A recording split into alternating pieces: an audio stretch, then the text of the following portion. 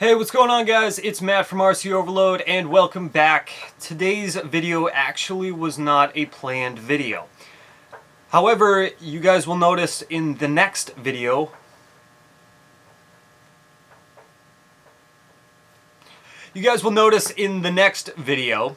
that I'm actually doing the overview on the ECX Torment here. So here's a quick little preview. Yeah. But I realized when I was in the middle of editing it that it was extremely long. I was already looking at about 15-16 minutes on the overview video, and I figured I needed to find a way to cut this down somehow. So that's where today's video comes in. If you guys remember, on the last video I had talked about the Hot Racing Driveshafts and how they just don't seem to work well with the RPM rear hubs. So today's video, I'm going to show you guys what it is that it entails to fix that issue with just a simple washer or even a lock washer, which is what I used, because it works actually well, no issues.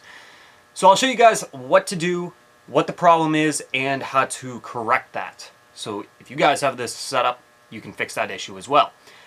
So enjoy. So let's talk a little bit about the drive shaft here, right? Here we have Hot Racing's drive shafts. These are awesome, in my opinion. However, Hot Racing and RPM just don't seem to want to work right at all. Now this is the RPM rear hub, okay? The design of the inside of this hub actually has a little bit of a bevel right about where the bearing is. There's actually a bevel that goes up, kind of curves up inside. Now on the Hot Racing drive shafts, whoop, if you guys can see that, this blue aluminum piece is actually perfectly flat. It doesn't have a bevel. And unfortunately, this blue piece actually rubs up against the bevel on the inside of this RPM hub. Now, you can do a couple of different things. You could actually, grind down that little hub inside of there. But remember that they designed that for overall strength of the hub so that it doesn't move around, it doesn't break during normal use. However, like I said, you put that in there. Oh, let's see if we can do it without popping everything out. Ooh. Seriously, I'm having struggle. Alright, fine. Bearing doesn't want to go back in. Well, when you put that in there, right, and you tighten down the wheel on here, and you lock everything down, it actually pulls that up against the plastic. So it makes it really stiff. You can't really turn the wheel. So what do you got to do? You got to come up with some sort of a spacer to push this out past it just a little bit so it has the free play inside of it. Well, you can pick up any sort of washer that's pretty much the same size as the bearing inside of here, right? What I actually ended up doing, because it's the only thing I had around, was actually grab a lock washer, which, for those of you that don't know what a lock washer is, it has a split in the middle and it is partially curved. So that way when it does lock down, it applies pressure outwards. Hopefully that makes sense. Now this lock washer will not affect the bearing. I've already tested it out. There's no marks on the bearing. There's no marks on the drive shaft here. So this lock washer will work perfectly. As far as the size, I honestly don't know in the video, but I will try to find out and put it in the description box for you guys. So by having this little, come on, focus. Anyways, by having this little washer on there, it does push the drive shaft out just enough. So we'll put this all back together. Okay.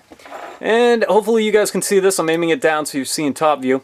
This does still have enough room sticking out so that the aluminum hub that these comes, aluminum wheel nut, lock nut, whatever you want to call it, has enough room to actually hold on there.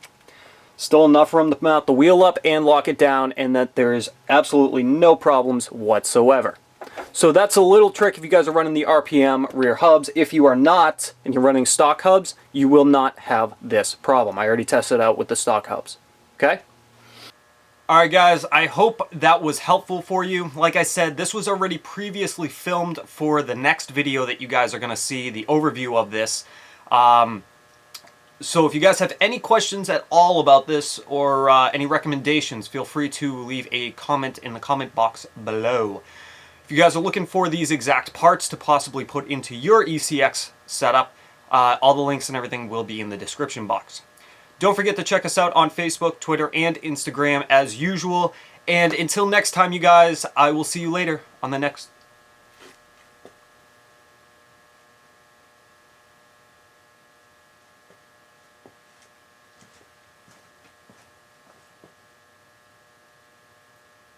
That was a squirrel. I'm waiting for a package to show up. It's a very large package. It may actually end up taking up this table.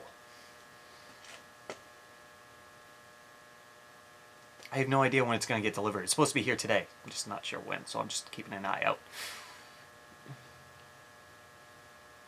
Anyways, I will see you guys later on the next RC Overload.